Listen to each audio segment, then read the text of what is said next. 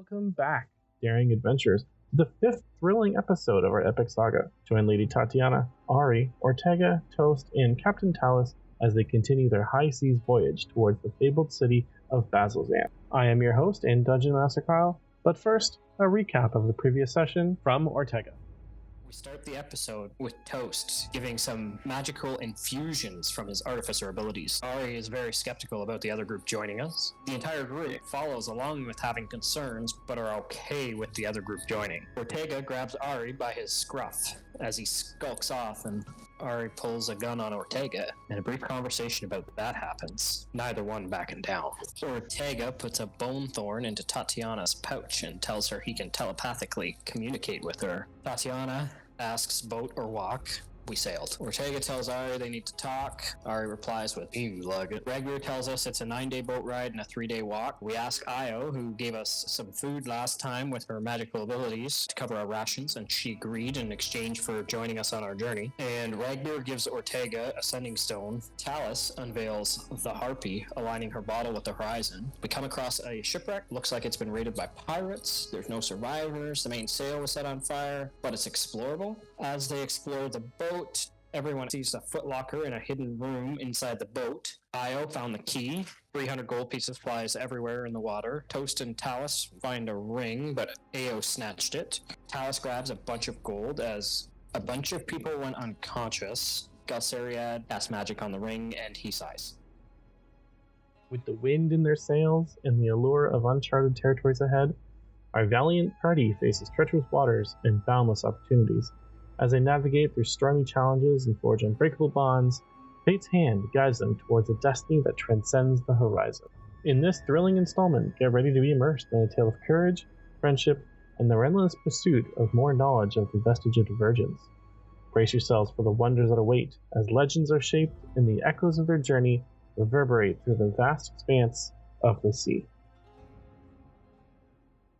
It was at this point that Galceriad, he had finished casting Identify, and he's figured out what this item is, and he sighs. He looks around, looks kind of at the whole party, including you guys and his team.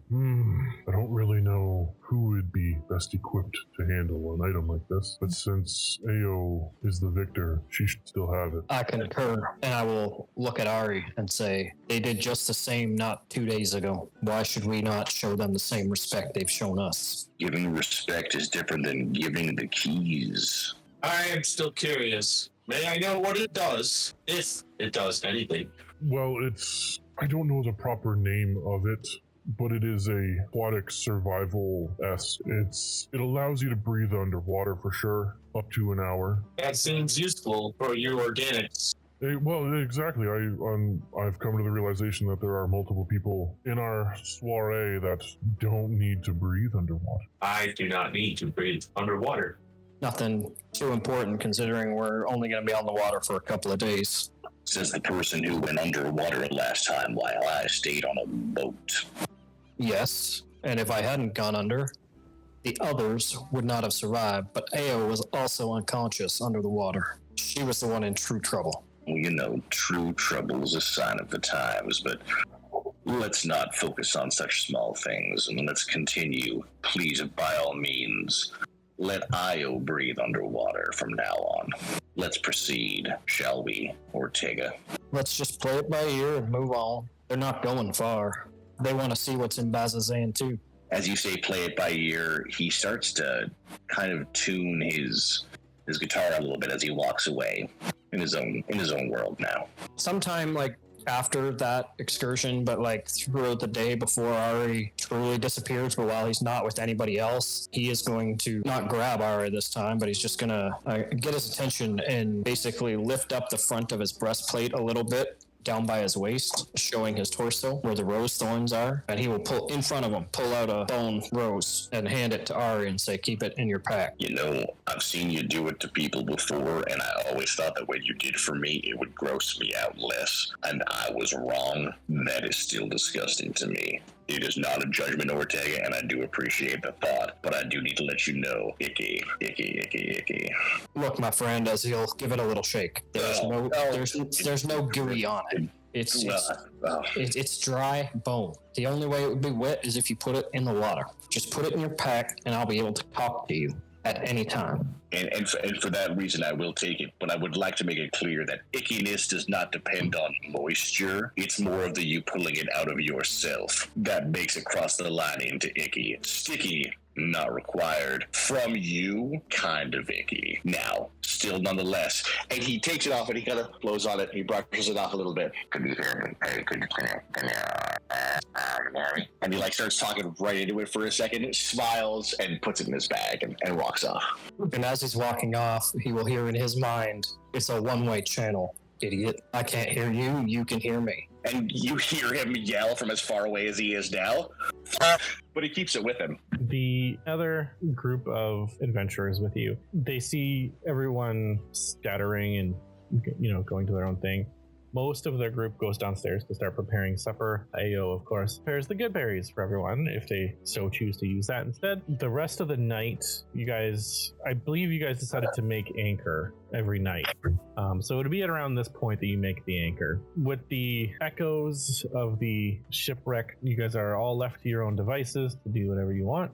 I would if it's nighttime and people are heading to sleep, I'm gonna go up on the deck and I'm gonna take my 6-hour awake nap by the mast. I'll just sit down.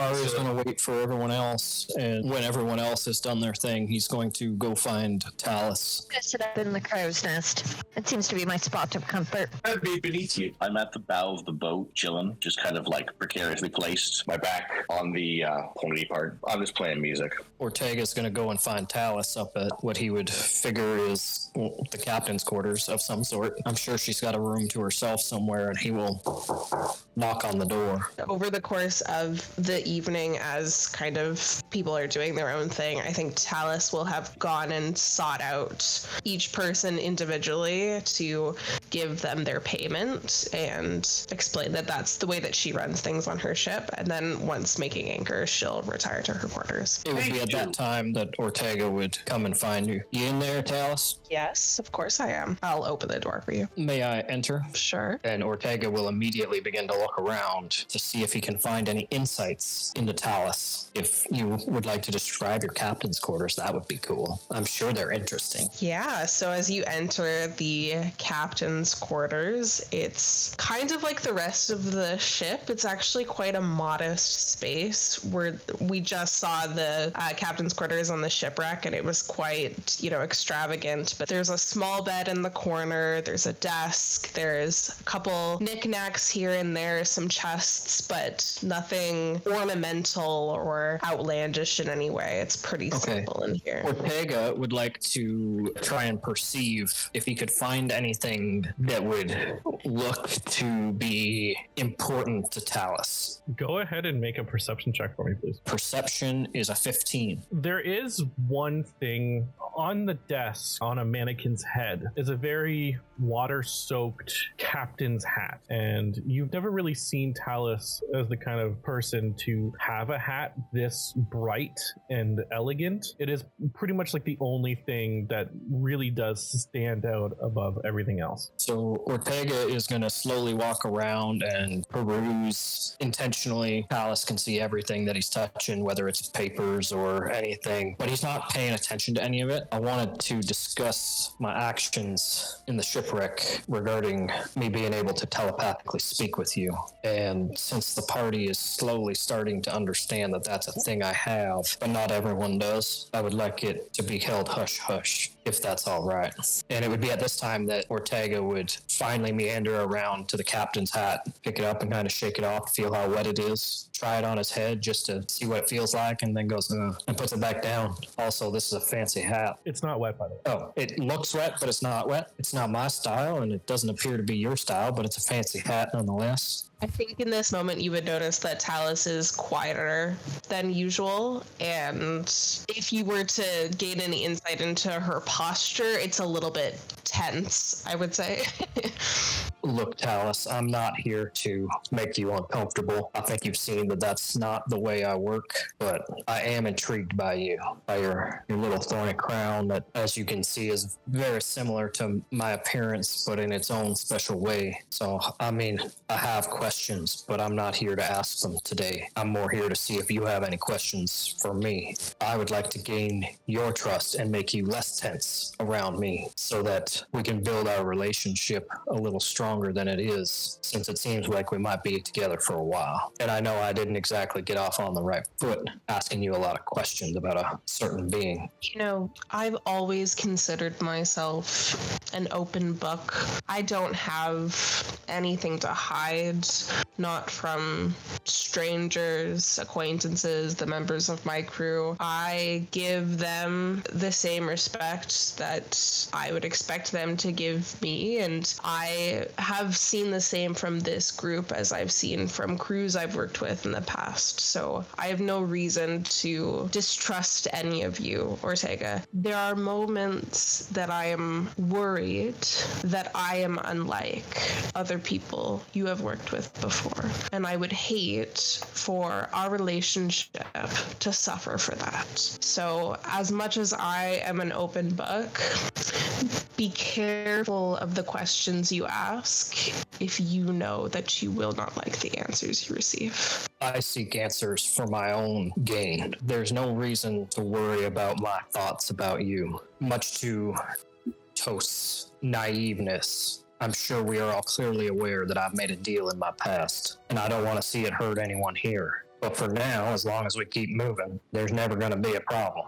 But I'm also interested in knowing about my party because I care about y'all. I know things about Ari that none of you know yet, and I'm sure eventually he'll open up. A little heavy on the quick draw, but we'll get there. He wasn't always like, no, he was always like that. I saved him a couple of times from some sticky situations where he took a gun to a knife fight, and he was very intoxicated. And obviously, me being me, I don't like one-sided fights. So I may have helped him out, and that's how we met. And it's been a very, very good two-way relationship ever since. And I would like to see this become a 5-way relationship, or 10 if we keep the other group around. I mean, I'm not as particularly invested in them just yet, but they've been all right in my book, and they've been quite honest, as much as Ari doesn't think that seems to matter currently.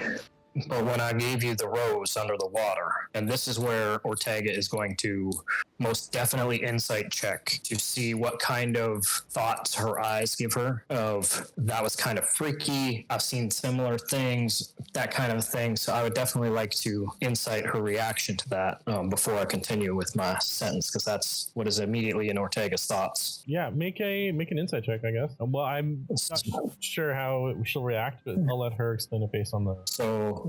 So I rolled a 16. Okay. So I just rolled a nat 20. So yeah, tell me whatever you want me to believe, and I will believe it, whether you're truthful or lying. Talus is going to, as you mentioned the rose, Talus is going to pick up a small knife that's resting on her desk, and she's going to take one of her braids and slice it out of her hair, and she's going to pass it to you. And Ortega will take it. And then in your mind, you hear, "Your secret's safe with me." Well, that is interesting. What brought you to this plane? It's a part of my past, like any other part of my past. I made decisions. I made deals. I think we've all made decisions and we've all made deals in our life. Some people, those deals hang around a lot longer, but... Precisely. As you can see, my deal is very ornate. It cost me my family. So that part about my family is a little true, but it's not what you think. But I hope that you will trust that I have your best interests at heart, Faye to Faye. And as long as we're on this plane, I am a happy camper. Now, we see eye to eye, Ortega. And moving forward, regardless of the deals we've made, the decisions we've made, the people we've met, I think we'll handle it in a way that works in the best interest for everyone. The best that we can, always. For sure. Now, I will tell you that I have not been on this plane for very long, and Ari is really the only friend I have. If that can tell you how long I've been here, then you should know it's been about a month. Really? Yes. I have to say, you're doing a really good job. Of hiding it? Good. Sure. Because not everyone wants to see me stay alive, but survival of the fittest, right? We're the smartest. I try to be both. Sometimes I get emotional, but unless you have any other questions, I feel like we've definitely increased our bond a little here. And if you have any issues from the other side, I hope you'll feel like you can trust me in helping you sort out whatever it is. And when the time comes, I'm hoping you'll do the same for me. But I'm really hoping that never happens. I hope so too, Ortega. Before you go, I don't want to mislead you. It sounds like I've been on this plane a lot longer than you have, but I've never been to any other plane. I am Fae. I can feel it in my blood, but I was born here. I grew up here. I've never known any other life. What happened to me here in my home. Well, then, to that, I will say, if you ever want to adventure the Fae, it's a crazy, beautiful place with lots of ingenious creatures, as well as a lot of despicable ones. I've known both, and sometimes some are as calculated and conniving as both of them put together. I have no desire to return there anytime soon, but should we sort out this jewel stuff, you can have that as an option, because I lived there my whole life until a month ago. And time works differently there, so I may seem middle-aged here, but probably a tad more experienced than others my age here. For example, I may look the same age as you, or whatever our differences may be. Just know it's a little bit larger of a gap than it seems to be. And Ortega will kind of brush the cap that he set down on the table, take a good sniff of the room in itself, just so that if he's ever blind, he can find his way here to save you in the future before he walks out. Have a good night, Talis. You too, Ortega. As Ortega leaves the captain's quarters, Toast and Tatiana, you blatantly see him walk out. During this conversation, it probably was only about half an hour tops. Ortega heads downstairs to his quarters. To this point, that Maggie, who is kind of just sitting at the front of the deck, she's been fishing a lot this whole time. She doesn't really know what to do when she catches the fish. She sort of just eats it, because she knows the fish is edible. She just, she catches the fish and she kind of like eats it like right on the line. And at this point, it's dark enough that Maggie can no longer see where she's casting out. She sees everyone leaving to head downstairs below deck. So she looks around and licks her finger and starts snuffing out the lanterns that are outlining the ship. She makes her way down, leaving just the two upstairs for the time being with, actually, I believe Ari is still kind of in the back as well, but no one is up here at this point. Well, Ari's sort of at the bow of the boat, plucking away, leaned over the top. A couple hours pass by. The water is quiet. You feel the motion of the boat rocking as it lulls you guys all to sleep. Very uneventful night in relatively still waters. You break the day refreshed and anew with very visible sails on the horizon. Tatiana, would you have been passed out in the crow's nest? A little bit. More like a nod off. Wouldn't have moved from the crow's nest. I think I've kind of made a little cubby up there. There's not a lot of like coverage for you except for the sails, which they would have been rolled up at this point because if you anchor, you don't need them blowing in the wind. You would be the first to wake because obviously sunlight is going to be beaming down on you, and you look up. Toast is awake. He's awake, but he's low enough that he can't see the sails at this point. So Tatiana, I need you to make a perception check for me, please. Make it with disadvantage because you are literally just waking up and the sun's like in your eyes. I got a 6. You are very much blinded by the light. Toast, you would be the second to notice the ship because Tatiana really didn't see it. I will say, because I'm an elf, I only need 4 hours of sleep, so I'm up pretty early, but I'll leave that to you. Well, I'm kind of hoping that I'm moderately passed out on the bow of the ship, like mostly dangling precariously, but the tail helping keeping me there. Okay, so Ari, you may be able to visibly see the boat around the same time Toast does. You are farther back in the ship, but the ship it's raised. So if you're at the bow of the ship... No, I mean like the bow, like the front of the ship. Oh, the front of the ship. Yeah, stern, right? Yeah. Stern. Stern's the back. So I'm literally like on the bow of the ship, like kind of draped over the front, tail wrapped around, strumming a guitar until he passed out? Oh yeah, so in that case, you would technically be before Toast in visibly seeing it. And as for Talus, you're behind closed doors, and your captain's quarters is tucked into the stern. Ari. Yeah. Between you and Toast, make a perception check. Whoever gets the highest perception check sees the ship first. So that's an 8. We're bad at seeing things. I am, and Toast also rolled an 8. Yep. We're all just not paying attention. To be honest, I think this is one of those things where, you know, those social phenomenons where everyone thinks that somebody else is handling it, and everyone just like isn't a good person and doesn't pay attention. I think we're all going to learn a lesson from this. Toast is just chilling he's just chilling by the mast. You know, he's been awake for like a few hours. Oh, that's nice. And Ortega is probably looks like a bunny. just meandering up the stairs at this point, like I just think meandering up the stairs. That you're all landlubbers who have never been on a boat before, so you're like, is that normal? That's probably normal. It's fine, right? It's fine. I've passed out on a boat before. You know when the sun, like if you look at it for too long, it gives you spots? That's what I think I'm seeing, is just like little floaty blurbs. We are There's the nothing. worst.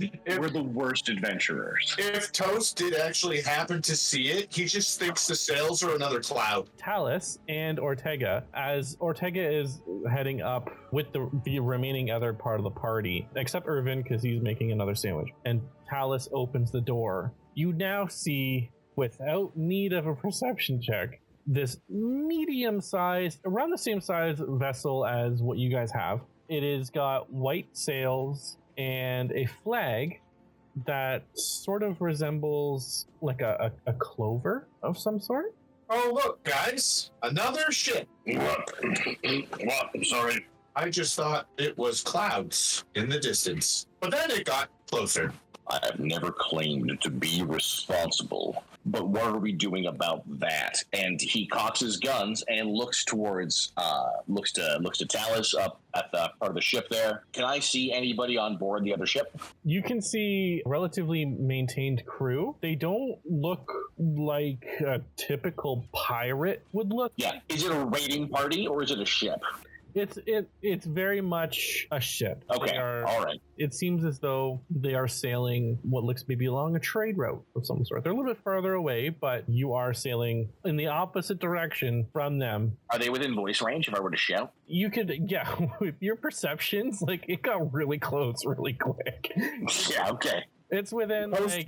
Ortega's gonna immediately look up at Talus and not shout, but like it's kind of like a hushed shout. You're the captain. What do we do? Yeah, I think Talus is going to start like making preparations to like lift anchor and begin sailing again. And they're coming in our direction, but they're not in our path. You as a sailor would know you sail along a trade route, but if you're going to anchor off, you kind of move your ship away from the trade route. So you're probably within a 2-minute sail back onto the trade winds, the trade route. So yeah, they're not exactly directly, they're not going to hit you, but they're going to pass by close enough. And at this point, they are close enough. They start rolling up their sails. They're getting close to you. You can see that they're curious. What is this ship doing here? Hello. Okay, just as a heads up for everyone who hasn't been on a pirate ship before, this is a pirate ship, so normally when we're dealing with trade vessels or the Navy, we want to sort of not... Listen, normally, okay, I don't want to paint myself in a bad light here, but...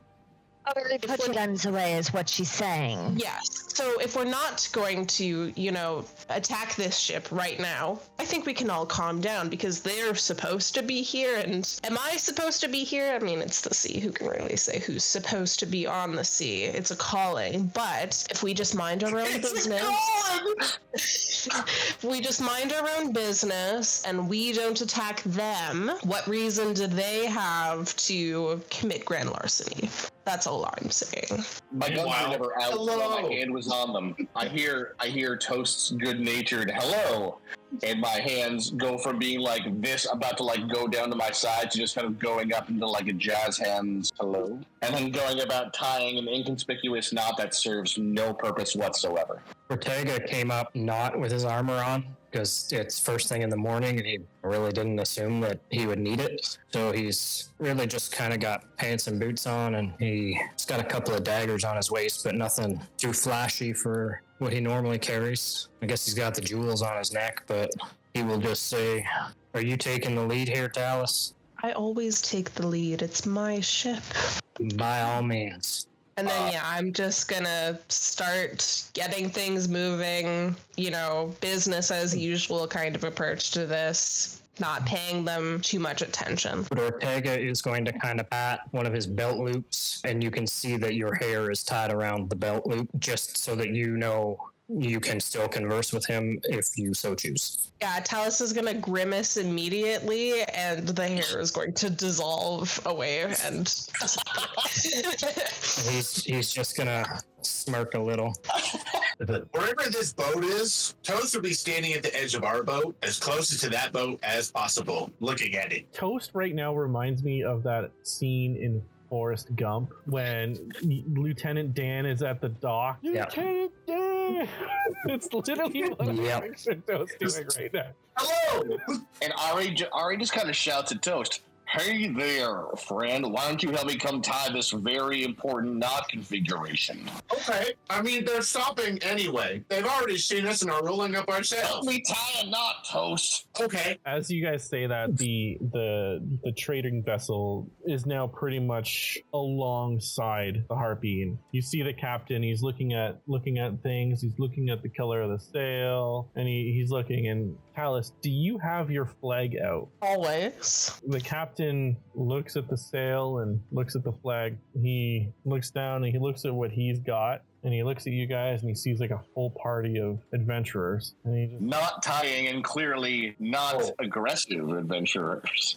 Look how busy we are tying knots. Oh, Toast is vigorously tying and retying knots. He'll even once they're tied, if there's none left, he will untie one and then retie it. Oh. Very good work, Toast. You've been practicing hard and I'm proud of you. He's just doing as he was told. You gave him a job. Ortega is slowly moving towards where Talus is, but he will stay kind of at the bottom of the steps in just more merely like a protective stance. Not anything threatening. He's just putting himself between them and her. You hear the captain on the other vessel and he goes, "Weigh anchor! Lower the capstan!" And he looks over and he says, "Are you pirates? You look awfully like pirates." I am Toast. What's it to you then? Well, as you know, piracy is strictly forbidden among these seas. If you are and claim to be pirates, then we have nothing to do but to report you, and you will have to deal with the Dwendalian Empire Royal Fleet. Yep, it's definitely what you would have to do if there were pirates in these waters. Thank God there's no pirates anywhere around here. Toast? I've not seen any pirates. I have never once met a pirate. Pretty impressive with that. Make a deception check for me, please. Toast, you're making yours with disadvantage because Fair. But I'm am I not assisting him? Oh God, here we go. I rolled a 19 Lots of pirates. and also have a... I was at 3. Ortega is That's a 21. Ortega is hoping to instinct his inner primalness to rage and then more or less do an intimidation check. Like, he's not giving away anything. He's more just trying to be like, really? You're going to do this after we were just pulling up anchor? Like, he's really just wanting to see, like, give, like, the presence of they're just messing up our day and traveling as opposed to, and he's angry about it. I only rolled a 13, but I kind of am not, like, in that, like, I'm trying to deceive you and convince you that we are not pirates. So I more want to take the, like, I'm kind of just going to, like, go up to the railing and lean over and say, I'm going to be honest with you. That sounds like an awful lot of paperwork for a ship that's really just minding its own business right now. If my cannons were out, which they could be, in a moment's notice, that would be a different story. But we could just go on our merry ways here. And I mean, do you really want to go all the way back and then, talk to the quartermaster, whoever you're talking to, and then, gotta go talk to some other guy? It just seems like a lot. That's all I'm saying. I'm looking over your best interests here. You know what's worse than paperwork, Dallas? What's that? Nothing's worse than paperwork. I can agree with that. I don't do Oh, paperwork. yeah. It's a principle I have. No, it's a wonderful thing. Something you can do when you don't have your cannons out and are making no aggressive postures. Oh, Captain.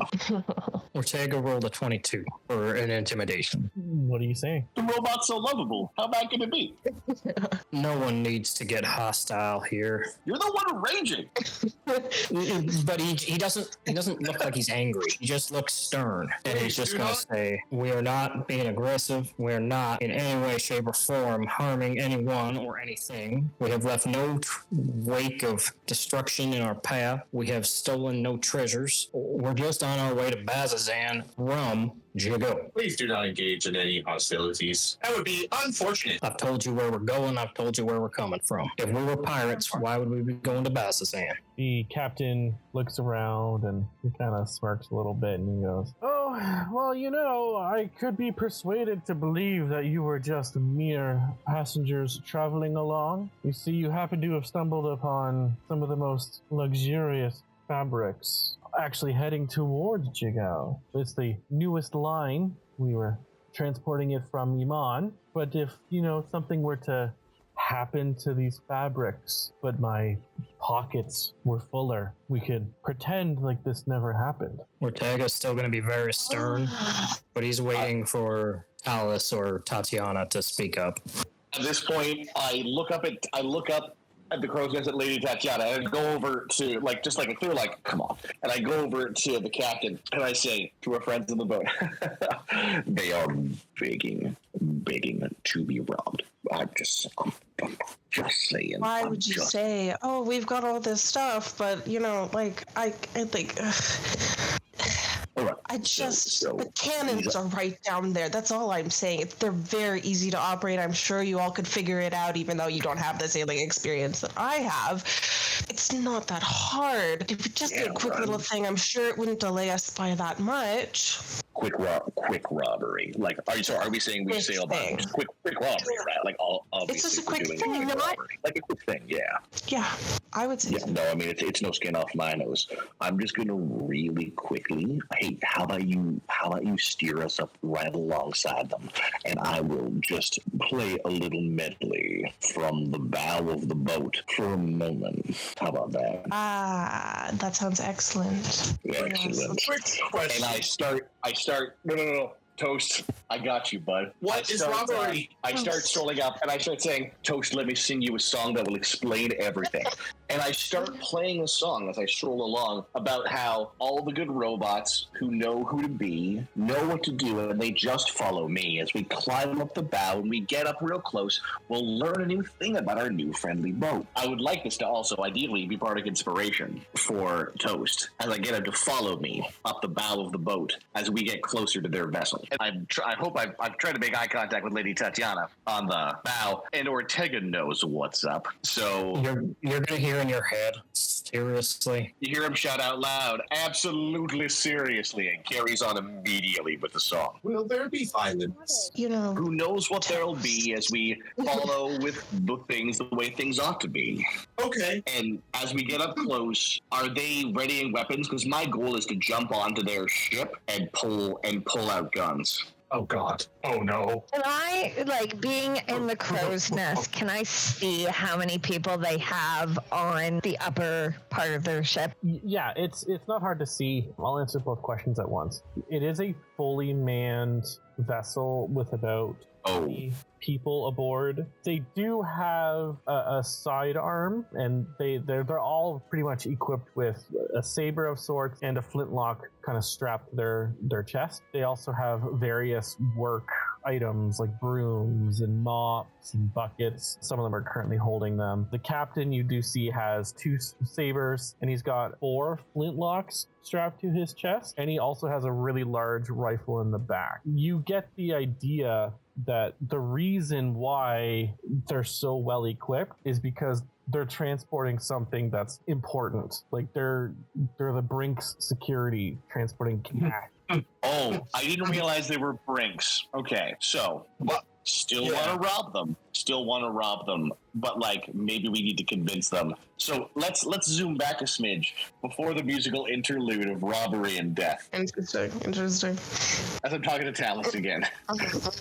So I mean quick robbery on one side. On the other side of the equation, I don't love dying. You can get the sense that No. Ortega is looking for a rope to swing across. Okay, first of all, as soon as I see Ortega doing that, I'm just going to announce, listen, I get it. It's exciting being on a ship. I would love if everybody could stop touching ropes that are important. Please. They all do something. You know that's what they're there for, is to do a thing. So just make sure you're not touching anything important or untying anything important. Thank you. I feel so bad. I've been telling Toast to tie ropes. He's still like, Yeah, untying everything. Tying and retying. Also, Okay, just- hearing the tense conversation about robbery and not understanding what robbery is, but seeing like people getting ready and weapons. That like predator cannon pops out of Toast's shoulder again randomly. It's just, and he doesn't seem to like even like notice. It's just kind of just happens just on his shoulder as he's still listening to what's happening, looking between everybody, trying to figure out what's going on. And Ortega is back in Ari's head. Are we seriously doing this? I'm going to slide down from the crow's nest and just walk up and say very quietly, they have at least 20 people above deck. I don't know what any of you are planning because I cannot hear you up there, but I can smell something stupid going on. And as tempting as it may be, unless we can get everyone else on deck to agree that this is a good idea, I might strongly suggest we don't do the stupid idea. I still do not understand what we are doing. Ortega is Hold just on, going to mutter, just a second, thank Toast. God. Okay. Listen, I understand. It's yeah, I understand that. But listen, this is kind of what I do. This is kind of my whole thing. And I get it. I don't have a full crew. I don't have a crew of experienced sailors at all. And I'm kind of on my own here. And maybe I should back down. But I'm not going to pay them for me to not rob them. Do you understand the position that puts me in as somebody with a character to uphold? I have some reputation. I would like to keep some reputation. Oh. Okay. No, but I'm just saying we need to make sure everyone's on the same. Because, I mean, Maggie could probably take 5 of them at least. Oh, are we talking about fighting? If we're against it, Oh, okay, Toast. Here's the thing. us tone it down. Just lower your voice a little. Yeah. I just He's also should agree before half of us are greatly outnumbered. I'm all for fighting. I'm not a pirate. I'm not your ship, but just because they call me lady doesn't mean I always act like one. I respect that so much, Tatiana. I really, really do. And honestly, I'm down, but If need be, I'm not down. I can sink that entire boat. Toast, I have to Cooper, introduce you to the cannons below deck. They're beautiful things. I think you would love them. I did see those. Also, I am capable of creating massive amounts of fire. You know, before we go pure scorched earth, we just might want to consider taking a key hostage, like the one with all the fancy guns and special way of talking. Feels like he's overcompensating a little bit. I mean, 4 pistols, that's a lot of guns. Clearly, I've got multiple guns myself. Please trust me, that man is overcompensating severely. Keep in mind that they are suggesting we take and pay them, not... I could just take their ship, though, Ortega. Well, I could just do that. Then pay them we shall. Have we considered lying before we leave and take one of them hostage or throw them overboard? Or I don't know. I really haven't thought this out, but I do enjoy lying to people. I love lying to people. Ortega, I am pretty sure I heard him talk about your family. Well, we're doing this Talking again. about your mom or bedside table. It wasn't pretty. Tatiana, are you trying to start something? Because that's how you get it done. Just a yes or no will suffice. Yes. Ortega will run and jump, grabbing a rope, and swing over to the other captain and where his guards are in a fit of rage. This is not at all how Ortega wanted to do any of this. I wouldn't sink the boat. I would love for you to sink that ship. I would love for you to sink it. Okay, well, in that case, seeing after saying that he is capable, Stuff off the ship. not too late. The decision's been You made. The decision's been made. He sees Ortega book it, and he sees that the decision's been made. Off the ship. Follows does exactly the same thing. He jumps across the other boat, he takes a dodge action, and he's gonna start flamethrowering all the people in front of him, and his eyes turn red. It's like time to die. So I'm pulling guns. I'm just like guns out, guns blaze. Like when violence has started. I thought we were hostage taking at first, but this got out of hand quickly with rage and also fire. Really unraveled. I set the Really deck on unraveled fire. fast. I literally set their deck on fire. as Ortega and Toast do their things, Ortega, you jump over, fully expecting to land on the ship, and you are met with an invisible wall. Boom, as you hit against the wall. Boosh, into the water you fell. Toast. Damn. Do I have a chance to grab any like a railing or anything? There's nothing. There's a wall of force. Front. Toast. Does that mean the same thing happens to Toast? Yeah, I think I can drop in the water then too. Yes, you guys. And Well, Toast would not stop. He would then try to find the bottom of wherever this wall of force is and get to the bottom of the boat. Didn't go as planned. you would be going down relatively pretty far. Unless it's like a spear. He tried to find a way to the boat. Yeah, Any which way he could. it's a huge wall of force, and it seems to like as you're going around trying to get in, like going down and under, like it comes down and like it literally like encompasses the entire boat. It's like a protective barrier. So it's like as you're trying to like touch it, you can feel like the ship, but like there's this like swirl of energy that like your hand is like being actively resisted against. You swim around the other side really quickly. I get same problem, same situation. It's very. This is a, like I said, it's like a Brinks. Ortega is just gonna swim underneath his own boat and start climbing up the other side. So yeah, I would try to make my way back. However long that takes. The boat, our boat. What it's worth, as they run off and boom fall and boom splash, I'm gonna try to stop my run and kind of slow down and just be like, I feel maybe we should talk about this. We can talk. Okay, interesting. As you're trying to like stop your run, I need you to make a dex saving throw for me, please. Oh shit! This is brilliant. Okay, it's a boat, man. It's slippery. There's a very high chance. No, it's totally slippery. I ran up on the bow of the ship. Dictionary saving throw, that's 9. As you are running full tilt, you're like, you see them get hit from this invisible wall of force, and you try to stop, but you can't gain any traction, and you just slide. Luckily, it's not enough to send you overboard, but you like hit the railing, like. Oh no! So I biff it. I just totally biff it. You biff it. I try to play it off while clearly having all of the wind knocked out of me. It's at this point the captain turns and looks at everything, and he goes, "Do we have an accord? I've bested. All right. Okay. And I have done nothing." Okay. Bested is a strong word also. Can you review the terms? I wasn't, could you just tell me again what you want? Because I was so unimpressed the first time that I really didn't lock it in there. You are going to be the boat that acquires the latest fashions of the hard-to-kill clothing line. And you're going to pay me double the price that it is. Right. Or... I'm sorry, which clothing line? The hard-to-kill clothing line. Tatiana, make a history check. 6, which sucks.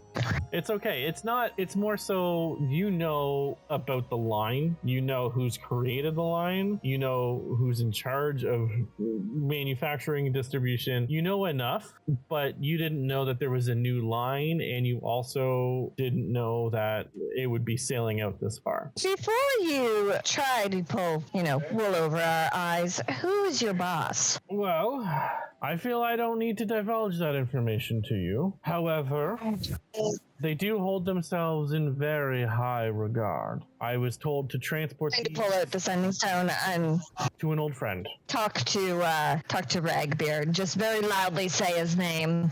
Ragbeard, just out of curiosity, do you still talk to Ludwig? I'm using the sending stone. It takes a moment, and you hear a response. Yeah, why? He still has that clothing line, correct? I am part of it. Yes. Oh, well then, do you want to tell the captain of what's your ship called? He looks over and goes, the Quilted Clover. The Quilted Clover, that the next time he tries to rob your friend, you'll give me permission to sink his ship. You just hear, hold on. And about 5 minutes later, the captain of the ship, hello? And you can't make out the voice, but it's a very thick Irish accent.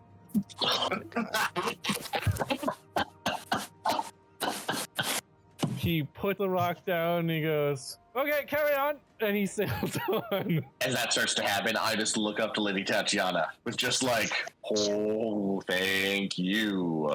Also, like, Spending my money on that clothing line? She knows what's up. Like, she's plugged into the biggest sources of power that I've come across in this trip yet. And Ari takes note of that. The quilt. No, but like, also, like, it's more like, just like, God. yeah, like, holy, there you go. Also, like, the Quilted Clover very hastily speeds off. They weren't even fully anchored at this point. Like I don't think they actually anchored. It was more so they had enough wind that like they didn't have enough wind to even bother. But as soon as they put the sails down, they just immediately sailed off. It's at this point that Ortega and Toast they breach the railing on the other side and they look around. The ship is going. Embarrassing. Ortega would look to everyone and go, what happened? I gasped You're right. out. It was a bad idea. You nailed it. You totally nailed it. I knew that. I believe we hit something unexpected. I'm going to go and sit and just start polishing my sword and Listen, Tatiana, I have so much Relax. respect for you, so much respect for what you just did, but honestly, I'm feeling a little disappointed that after all of that, what do I get?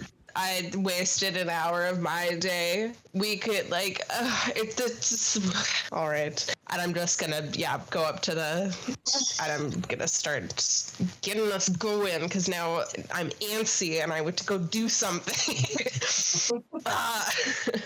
promise we'll get your little Robin itch scratch. We tried and It's so good.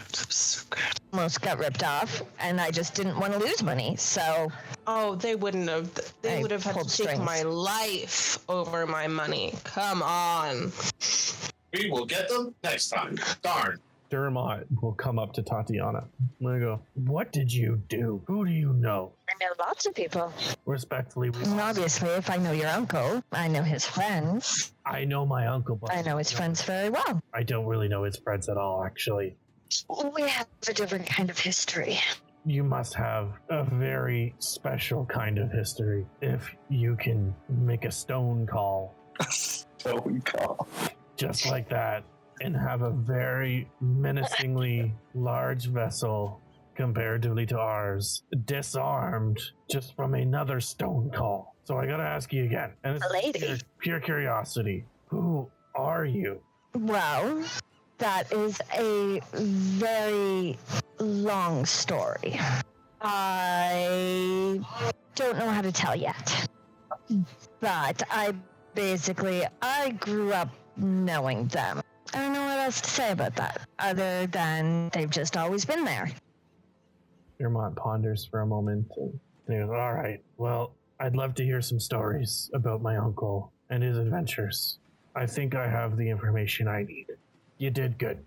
I too have stories. And recordings, which is weird. I do not recall any recordings. I once protected a rock for 3 days. In the end, the rock was fine, and I moved on. However, at the Battle of the Apple, I could not save it from the ants. That one took about a week. That's a great story. Thank you. Ants do not like ice or fire. Oh, I can't wait for you to learn sarcasm. I am currently studying humor. Sarcasm might be a bit much. Feel like you'd be a natural. Aww. Oh my god. Dermont will look at Toast with just complete flabbergasted, and he goes, "Okay, do we want?" Dermont, think of him as a little baby who has just learned how to walk yesterday. Yeah, I'm starting to gather that. Yeah, why don't we break for lunch, breakfast at this point? Maybe move on.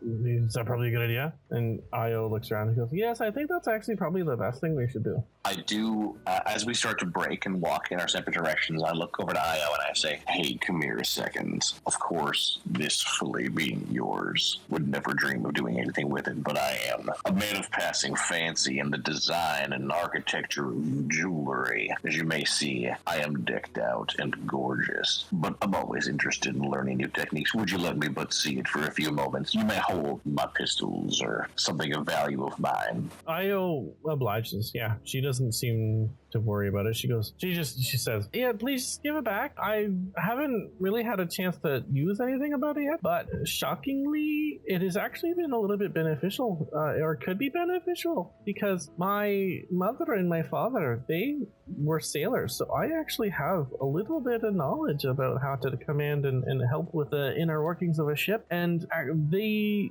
things that I have been doing and just learning about it, I have felt a little bit more knowledge using it. But absolutely, here you go. She hands it over to you. Alice is in earshot. She's just gonna straighten up a little bit. Yeah, I'm hoping that Alice heard that. Like, interesting. Yeah, and so like as I say thank you and nod, I look over to Talus with a bow of the cap as well, and I'm gonna just like stroll with it and cast Identify. Do I notice anything different from what we've been told? I'm doing it ritually. Nope, it's completely the same. Okay, thanks. Yeah, okay, no sweat then. Sorry, that was for nothing, but just wanted to double check. Also, that was a good thing for us to know about her history. I give the ring back to Io, and I look to the captain and say, where the wind leads, I guess. Really? Toast has gone back to a pile of rope and is tying knots and untying the knots in this pile of rope. Alice is gonna make sure that that's not important. Can I have a bit of an idea, Talus, if you don't mind. Hey, Io, you say that you know how to really run a ship like this. That Aormaton has been tying and untying the same knots for about 17 minutes. If you wanted to teach him a thing or two, I feel like he might be receptive. Yes, I have noticed that he's been doing stuff that's like really not appropriate. And I see what you get there. Not appropriate. And I would be more than happy to tell him how to do, the sailor's hitch and all that jazz. Yeah, I could probably do that. It wouldn't be hard. I look over at to Toast, who I'm assuming can hear all this. Hey, Toast, I've kind of lied to you before about how to do anything on a boat, but hey, Io can really teach you. Would you care to find out a thing or two? Yes. Are you telling me that these are wrong? Oh, no. Why don't you just listen to Io? It's not that they're wrong. It's just that they're not needed, because right now you're just tying two ropes together. And if you look, they're not really attached to anything. So all they really are ropes for essentially jumping over. So right now you were just tying two loose ropes together. And right now it's not really that necessary. I don't know why you would ever really want to do this. I see.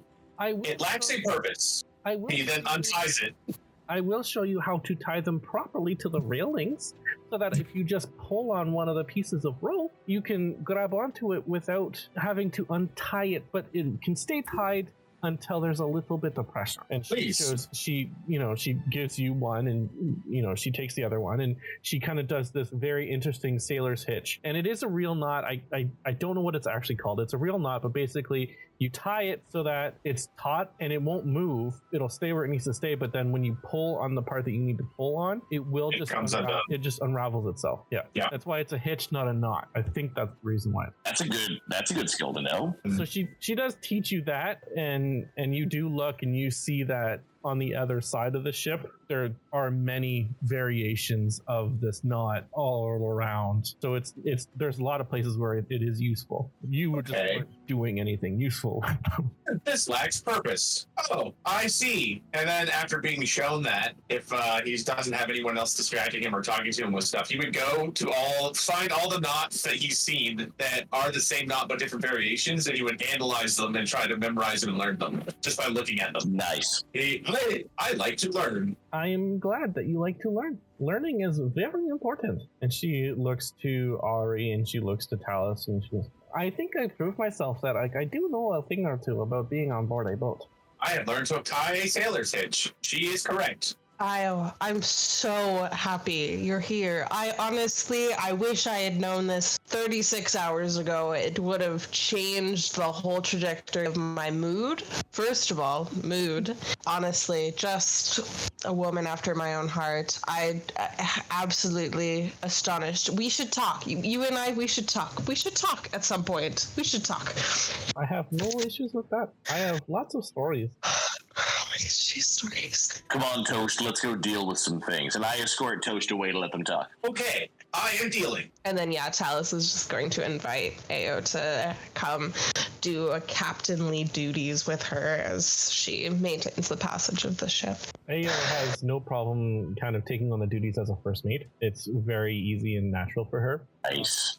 And during some of the time, she does tell you a little bit of stories about how there was a boat that she remembers from her childhood. There was a turtle, a tiefling of sorts, who she doesn't remember the name exactly because it was a long time ago, but it started with a K. The turtle was always really fun to talk to because he had a bit of a speech impediment. The ship, she always remembered the name of the ship because she didn't understand what it was called, but it was known as the Squall Leader. It was at this point, you've been sailing for relatively the whole day. Nothing eventful happens. Because you're sailing along the trade routes, you do see like fishing boats and stuff like that coming back and forth. Nothing that's worth raiding and pillaging. It's just have fish.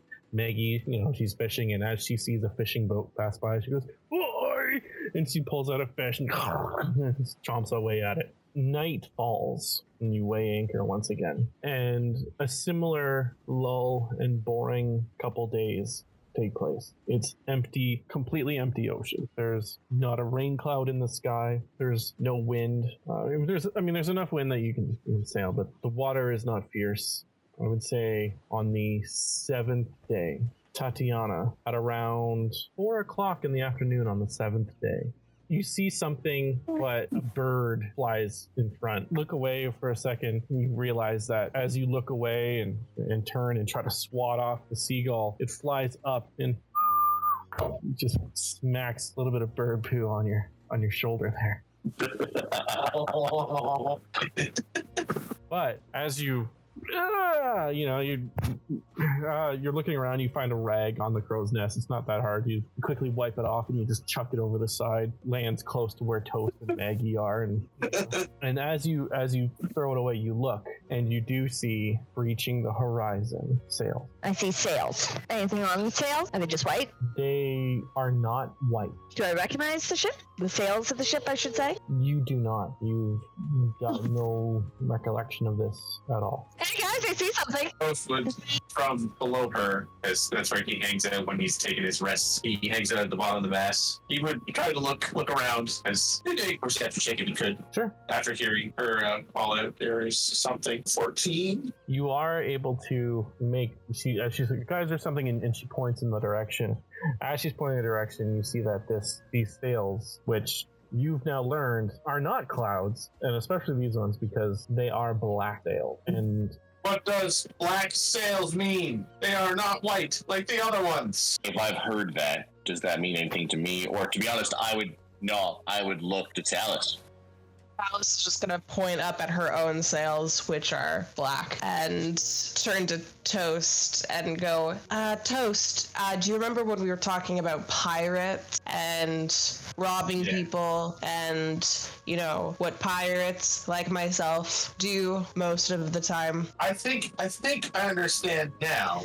Robbing is when you take stuff from other people. That does not belong to you, yes. Okay, that does make sense. And that is okay. I have learned that bobbing is good. So interesting. Now, Toast, could you explain to me how within your system morality works? Well, usually, if it doesn't cause physical harm to somebody, usually it's fine. All right. That's one way of putting it. I will say, Toast, just so you have the full context here, that most people, they look at pirates and they think, oh, not great, not a huge fan of people taking my stuff. It's against the law and they don't like that. But if you talk to pirates, if you talk to me, I would say sometimes you've got to do a little bit of piracy. And sometimes, even if it's not the greatest thing in the world, there are worse things you could be doing, probably. From my perspective, laws are conjecture, and also everybody has a reason for doing the things that they do. So good and bad are very hard to define. Everyone will get hurt eventually. You cannot save everyone, but you can certainly try. I am designed to do that. I could not have put it better myself. Honestly, Toast, exactly that. Anyways, the ship, the black sails, that's what that's about. That was... So, what you're saying is they might try to rob us. Possibly. And kill us. Possibly. Don't worry. Well, I now have a new designated target of protection. This entire ship. I will murder everyone. Okay, that is one option. I will also say that there are some pirates who view other pirates as sort of, off limits. We don't mess with them, they don't mess with us sort of situation. There's sometimes a code, but at the end of the day, we are all pirates. So it's like, I respond to hostility. Your crew. There you go. That's a good way of seeing it. I think that's fair. You are good until proven bad. I saddle up to Toast and I say, on the high seas, I've heard it's big about that hierarchical structure. You follow the captain's lead. Things are on a case-by-case basis, and like you've said, they're complicated. You follow the captain, and so will I. Speaking of which, next move, we talking, we shooting, or we waiting? I wait until, if hostilities are not ceased, I will be forced to activate my combat mode, which I don't like to do. Tatiana, it's at this point you see a little bit more of the ship. It's at this point you see the flag. I will protect you all with my light. I'm sorry I could not save the apple, though. Do you want to describe what you see?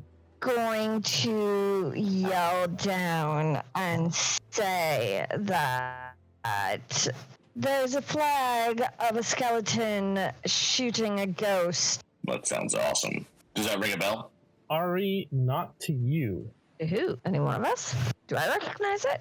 The ship is starting to get closer, and at this point, you do see this large man of war, much larger than the ship that you have, and you see the flag looming overhead with the skeleton holding a firearm against the ghost as it sails speedily on, closer and closer. I dodge, and a shield pops out of my arm as well.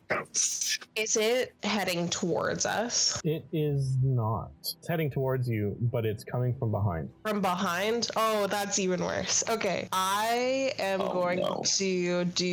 I'm just gonna stay calm, as composed as I can, but I'm gonna get kind of rigid, and then I'm just gonna focus all of my energy into the ship go as fast as humanly possible. Ayo looks at you and she goes, Captain Tallis? Mm-hmm. You do realize that the wind is not in our favor. I do realize that, yes. And they are a lot more bigger than us? That is also true. Io, it's very important that they do not get to us, because as you can see, they are a lot bigger than us. And let's just say I would prefer to not have this interaction at this moment. So what can we do here? What can we do? And I think Talus is just going to start like going through every like single like plan and maneuver that she possibly think of like, how do I get out of this? I'm going to near the back of the boat at a distance, and I'm pulling out my long range gun. I would like to settle in and get myself under some cover by the railings. If they're coming up from behind us, that means our cannons aren't as useful there at the sides. I'd like to be in an agile position at the back of the boat. How close are they, and how fast are they getting on us? They are very much faster without really any knowledge. I would say when they started, they were probably 10, 20 miles out, but even just during this conversation, significantly closer. Like, they're 5 miles away. It's enough that with the spy glasses that you have, you're able to make note of very blatant, obvious. Okay, so this is just an idea, but Toast is going to call to Tal and say, we do not want to be caught by them, right? That is correct, Toast, yes. All right, so Toast will go to the back of the boat, and he'll start firing rays of frost into the ocean to create tiny icebergs. Basically ice land mines or water mines, whatever you want to call them. They're tiny, though. Might not do anything, but Toast, that's his defensive mechanism at the moment. Ari, as you are perching yourself at the stern of the ship and aiming down your sights, looking through your scope, you do see that the captain is an old man, but his crew is heavily fortified. The ship itself is completely black from head to toe. There's not a single ounce of other color. It is equipped with 10 cannons on either side, 5 below, 5 up top in the second and third decks below, and then it has 4 more cannons. It's got 2 triple-barreled chaser cannons. So the chaser cannons are basically like if they're following you, they can start shooting at you 3 shots at a time. The only thing that you figure is the reason why they're not, there's probably 2 reasons why they're not shooting at you at this point.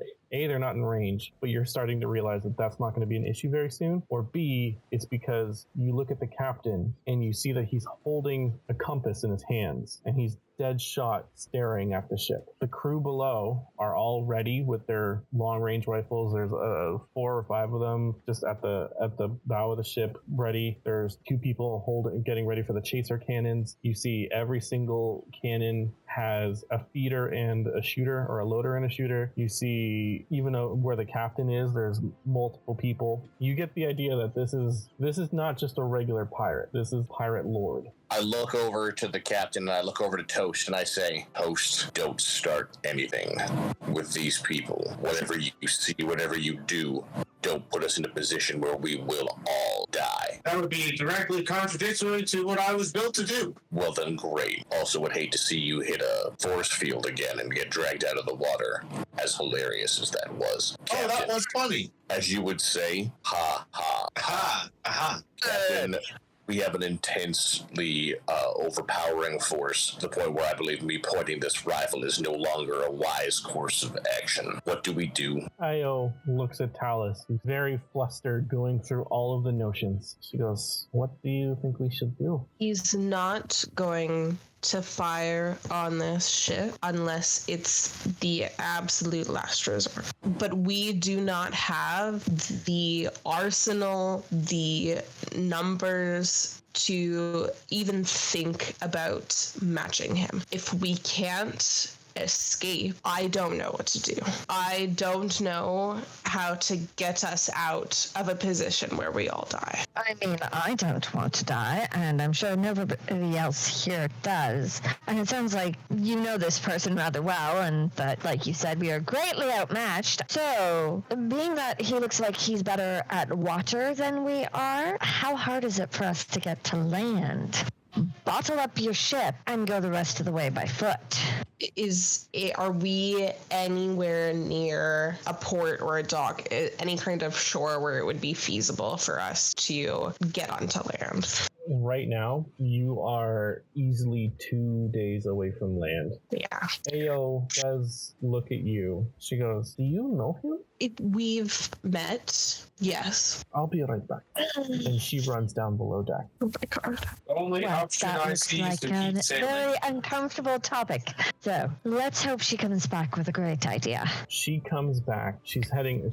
She's gone down below deck, and at this point, you hear this loud, booming voice emanating from the other side of from the ship, and you hear, "Captain Talus, you have something I want. You care to say hello to your old captain?" Talus is going to walk up to the best vantage point for shouting across, and she's just going to yell, "You know, my manners were never the best, but I'm sure I can manage saying a quick hello."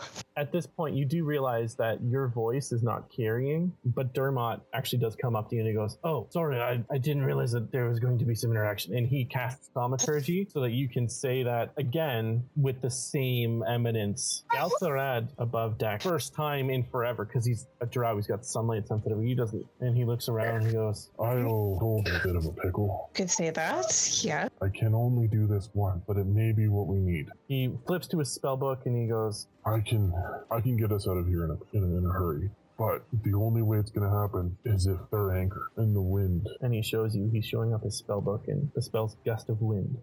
I can get him to anchor. And you do whatever it takes to get everyone out. And we'll pray the wind is in our favor. For what it's worth, Invincible went through just like a nervous plucking of his strings as he feels pretty screwed in the situation. I'd like to give Bardic Inspiration to Talus. As large man of war kind of slowly starts to slow down, you see along the side of the ship, this is a name that Talus has seen. It is known as the Futile Duty. When it finally slows to a halt, right behind, it starts to turn a little bit so the cannons are facing. You see this old, rigid captain, and he goes, "Captain Love, you're on my ship." No. Okay, I think Talus is just going to basically invite herself on board the Futile Duty, and she's gonna say, "It's been a while. Why don't we have a bit of a sit down and talk about what has happened?" He looks at you and he goes, "Love, there's going to be no sitting. You're going to tell me how you got that out of the box. And then also you're going to give it to me, yada yada. I killed your entire crew. It's not a big deal. Business is business. Piracy is piracy." Right. He doesn't actually allow you on the ship. He's just talking to you across the way. But it is close enough now that he's fully stopped. And you do see that starting to lower the anchor. Is Io able to see, or is she beneath deck? Ao is up top as well. She is able to see. Okay, I'm just wondering if I need to be like a go-between in between her position and seeing if they're dropping anchor. Oh no, it's very easy to tell that they're dropping anchor at this point. Ao is actively trying to subtly raise the anchor without arousing so much suspicion. And Maggie's kind of standing in front of Io as she's raising the anchor. Can I make a distraction? Yeah, go ahead. I would like to create a rousing song about how big their ship is and it's in no way compensating. He must be a good captain. It's nothing about dating. It's simply a fact that his ship is this big. He's not trying to make up for his tiny little... And I strum along. Make a deception check. Actually, do a performance check. Let's see how well you perform. That's a 21. I'm hoping that it provides a distraction enough that they can get the anchor up without being noticed. It does distract enough. However, he does make note of your lute playing. And he goes, "Well, actually, you know what? I probably wouldn't kill this one because he's very, very good at the lute. And I had to recently kill my last lute player. But it sounds like you have heard of Captain Tom Cruise." Has Ari heard of Tom Cruise? Make a history check. 8. You've heard of the reputation of a pirate that has outlasted his lifespan longer than normal. Heard of a legend. Ship lives up to the name, but my lute playing skills are taken. Don't get ahead of yourself. We're just having a conversation, right, Captain? Conversation. I'm hoping that they've had time to do what they're trying to do. It's still taking a little bit. They are trying to do it really slowly without raising suspicion. The distraction is enough that he's not looking actively at Maggie, so Ao can speed it up a little bit, but he is still very intent on convincing Talus. He says, "Talus, Stop fooling yourself. You're no cap. You simply stole my ship and ran away with it. I disagree. Wherever you go, and he holds up his compass, I'll always find you. Be a doll, tell me how you did it, and I'll add it to my collection. And I'll tell you what, in good faith, I'll give you a rowboat, and you can row merrily along the shore. In good faith. What's a little trust between pirates, eh? You know, I could tell you how I did it, but wouldn't that ruin the fun of it all? Wouldn't that ruin this game that we have going on, where you're so obsessed with following me for what? One little ship? Is it really about the ship? Or is it the fact that I got away? I took it from under your nose and I left because you're not all that, Cruz. You're not the big, bad, dread pirates of the seas because I took it from you. You can definitely tell that like his demeanor changed, and he looks at his wheel that he's been kind of like holding on to with one hand with the compass in the other, and snaps a piece off of the wheel. And he goes, Talus, damn it! I've been chasing this bottle for decades. It's not just about the ship and the bottle. No, it's about where it came from. It's about so much more than you or me. And ever since I found out that a lot of these ships came back into the market, so to speak, I have been trying to gather them all. I will not stop chasing you until either that ship is back in a bottle or I find a person to crew it. And he looks around and he looks like this old dude who's like mopping the floor. He's like this one, for example. He looks captain-y enough. And he looks at me like, you want to be a captain?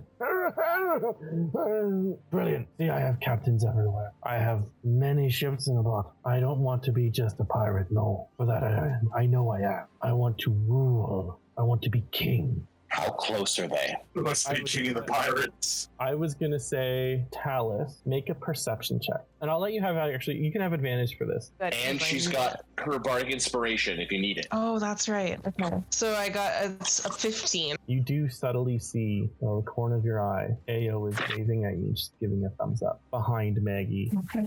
And at this point, I think Toast probably would have kind of stepped forward as well to create even more of a blockade. Can I hold an action for just as the moment it starts to take off? I keep going, but like the moment we lurch, I'm gonna try and do I've got a shot I want to make. I'm gonna try and dead eye shot the compass out of his hand. I was literally thinking the same thing. I was like, are we within 250 feet? I think we're within range. His compass is out. I would like to expend a grip point to do a special dead-eye shot to shoot the compass and destroy it. Talus, having knowledge that the capstan is raised and Galsorad is hiding, not only is he hiding from the sunlight, but he's hiding away, and you see that he's also ready, like he's done what he needs to do to cast a spell. So knowing that, it's at this point that Captain Tom Cruise has starting to root around for one of his pistols. So seeing all of that, I'm gonna turn back to Cruz and just gonna say, I know you want this ship, and I know you want the secret of the bottle, and I know you want to be king of the seas, but you know what I want? I want to make sure that you never get any of that. And then I'm gonna signal to Io. Bam. Make your attack. Okay, I got a 19. It is still enough to shoot and hit. Do I shoot the compass? You're aiming for the compass. You don't hit the compass, but it is enough. It hits like kind of his wrist, and it shoots his wrist, and it sends him hand flying up in the air like, ah! And the compass kind of scatters off and lands somewhere on the ship. And he turns and he looks away, and as he looks away, that's when Galsorad casts Gust of Wind, and you guys bolt away, taking off as fast as you could possibly get, full sails wide open. You guys whoosh, making very quick speed for a full hour of the gust of wind. The feudal duty disappears onto the horizon. You now have double the movement as the gust of wind and the natural wind is being blown, and you guys cut off a day of travel. Yes! Hell yeah! Oh! And with that, we're going to end it tonight. As we bid adieu to this captivating episode, the mysteries of the high seas continue to unfold. Our hero's encounter with this mysterious captain has left us with more questions than answers. Who is this captain? And what role do they play in the grand tapestry of our tale? Join us in the next thrilling chapter where the shadows of the past intertwine with the beckoning future and where the secrets, the vestiges of divergence await to be unraveled. I'm your host and Dungeon Master Kyle. Thank you for sailing on this extraordinary journey with us across the vast sea of adventure and imagination.